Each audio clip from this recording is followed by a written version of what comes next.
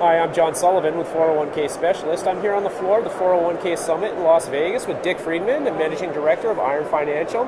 And Dick, you and I were talking, and I just mentioned that we did a recent cover story on 338. And what we found was there's so much confusion out there when it comes to the threes, what they do, the differences between them. What are you finding, and what are you seeing specifically with 338? Well, I think it's actually trying to get the story out to financial advisors and plan sponsors of the differentiation of the different fiduciary services.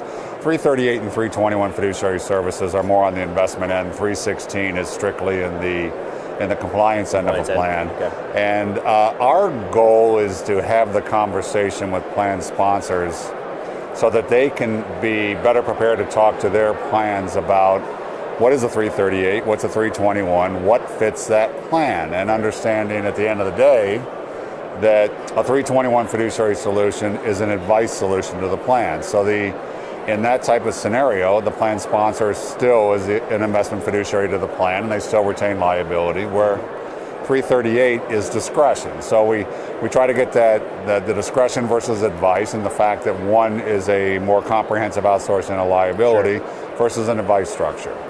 Now, I've got to think that they're still responsible, though, on the 338 for actually choosing the 338, though, right? So well, they are. So, right. So what the statute says is that if a plan sponsor prudently selects a 338 fiduciary and prudently monitors that 338 fiduciary, they cannot be held liable for actions taken by that fiduciary. So, again, that's our job to help plan sponsors understand how do you prudently select a 338 fiduciary? What questions should you be asking?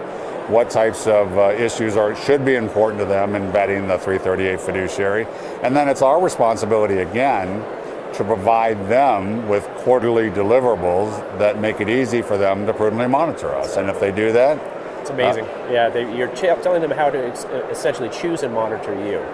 Well, we do. And at the end of the day, I think our challenge is in this world, having advisors have this conversation with a plan sponsor, have them understand what the different fiduciary structures are, and let that plan sponsor make that decision. Sure. What fits them? They may not want a fiduciary service. They may want 321 where they have some sort of say in the funds that are being offered.